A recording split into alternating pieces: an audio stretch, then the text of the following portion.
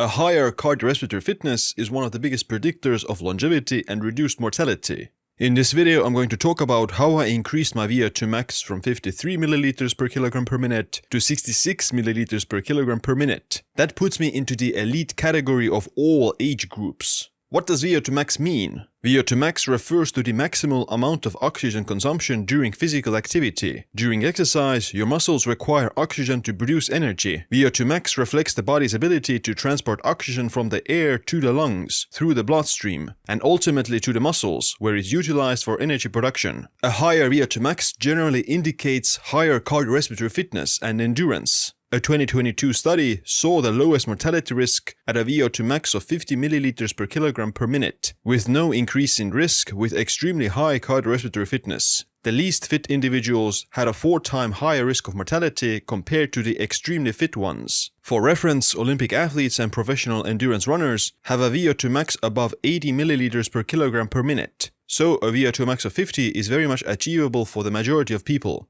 I first measured my VO2 max in August 2023, and I got a result of 53 milliliters per kilogram per minute. That already puts me into the lowest risk category, above 50. For my age group at the time, it was already in a good category, but it wasn't in the elite group.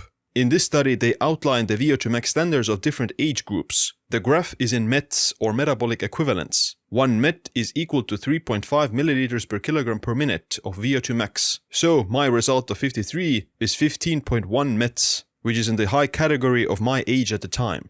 It's not bad, but I wanted to take it to the excellent level. So I started to train my VO2 max specifically, which I wasn't doing that much before. I measured my VO2 max again in November and got a result of 66 milliliters per kilogram per minute, which is a 13-point increase. That's the equivalent of 18.8 METs. That puts me into the elite category of 18-year-olds, which is the age when VO2 max is the highest. Now that's more like it. I increased my VO2 max in a relatively short amount of time, and I think my health and longevity improved tremendously by doing that. So how did I do it? The simple answer is I did more cardio. When I first did a test, I hadn't trained my VO2 max that much, and my body was very sensitive to the new training stimulus. Every time you start a new kind of exercise, you'll see rapid progress because it's a new stimulus. If you remember going to the gym for the first time, you saw very fast results within weeks. Every time I went to the gym 13 years ago, I got stronger with every workout, whereas now I have to train for months to see small improvements. The same applies to VO2 max. I started training more VO2 max and my VO2 max improved. I saw tremendous improvements very fast because it was a new stimulus. But now, given that I've reached a more high level of VO2 max, I need to train a lot more and put a lot more effort to see additional improvements. So in order for me to get to a VO2 max of 70, I have to commit to a lot more training than I have done so far. What kind of workouts did I do specifically? I did 3 Zone 2 cardio workouts per week for 45 to 55 minutes each workout. Zone 2 is a steady-state low-intensity heart rate zone between 60 to 70% of your maximum heart rate. It's low intensity enough that you can maintain nasal breathing and you can theoretically talk. The reason I did a lot of Zone 2 cardio is because it lays the foundation to your cardiorespiratory fitness. But I also did interval training.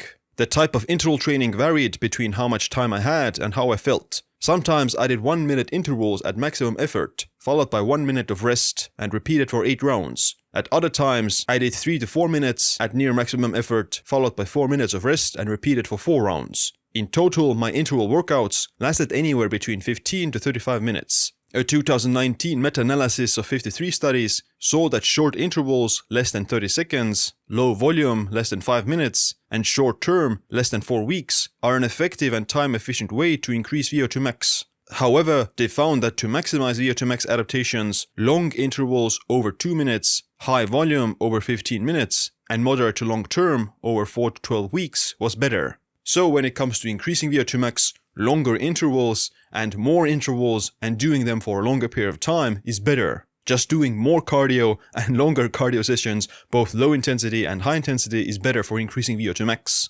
With age, your VO2 max is inevitably going to decline because of aging.